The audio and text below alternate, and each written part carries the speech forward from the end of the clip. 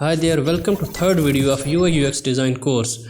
UX or user experience design is the process design teams use to create products that provide an enjoyable and meaningful experience to users. There are 5 principles you must follow in this field. Before creating anything, you must be aware of these. So let's get started.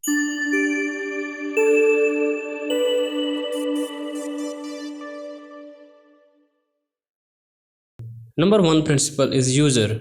Whenever you hear the UX principles, user is always and will be the first thing you will hear. You are designing for them, not for yourself. I mean, it really doesn't matter if it looks good to you, matters that it must be good looking for them. Might be very hard for you to create this, but must be easy to use for them. Your pain point is their relief. Your time taken on something will save their time and they will be happy. That's the reason we are doing so much research and efforts. We want them to be happy. They are hero of any single brand in the world. People ignore designs that ignores people. As Frank Chimero said that. When you are designing any app or web, you have to make sure the users you have targeted find what they need without spending a lot effort. In UX, user always sits in center, everything else revolves around it. You must take care of other things to make your design successful for users. Number 2 principle we have is consistency. The consistency means your website or app have same functionality and designs as the other website or app used on the internet. User come to your site with the mindset already, like how a button is represented and how a writing field is designed, but don't copy templates as it is. Add flavor of your brand, I mean colors, typography, transitions and layouts according to the brand or message you want to convey, but never ever try doing crazy things on your product. I mean the things which users have not observed before. Excess of everything is bad. For example, as you can see, the left design is incorrect as it gives equal weight to all buttons and does not make any sense. Users may get confusion here.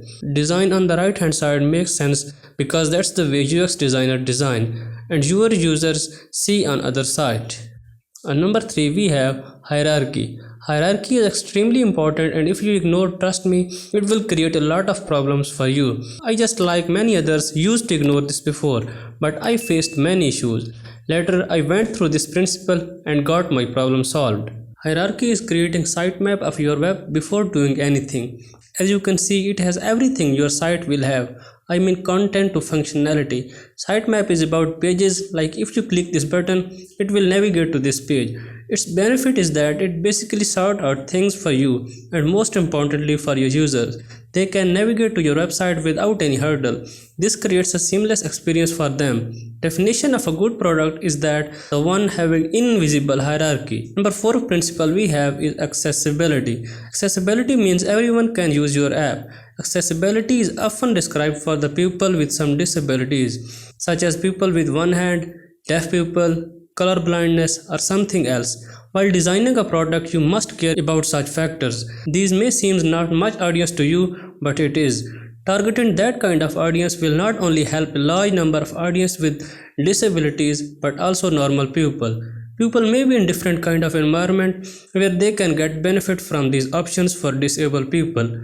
Most common example of accessibility is subtitles, which is for some people who are not skilled at English language or can be used for deaf people. Number 5 principle we have cross-platform. While you are designing a new product, it's really important to consider different types of platforms. A platform is something on which user will experience or use your product. We can say a platform is a medium. Example of multiple platforms are mobile phones, desktop, laptop, tablets, smartwatches, TV smart displays. Size for each platform is different. The design you create will be different for each. But here you have to keep in mind that you are not allowed to change brand functionality. Like it should not work differently on laptop and mobile phone. Layout can be different, but experience must be continuous that users should feel the same thing on any device.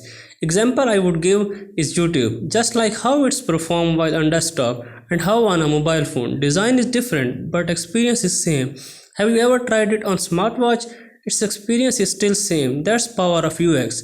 Here you must know one more thing, that while designing for any platform, you must take care of people with disabilities, such as adding screen reader or closed caption on smartwatch will definitely be a great option for not only disabled people, but also some people will use this while using your product on some noisy environment where they will use caption option, or if they are outside or while walking they might want to use screen reader option. I would like to give you some few tips at the end which can be part of these principles. Always give options to move back, like if your user has gone to any page, he should be able to navigate to the page where he was. Show the user a good message whenever he complete a process like the sign up or anything depending on your service. Message like you have done it great. Yes, you are so close. This motivates users to stay on your site and come back again. Show less error messages and use minimum text.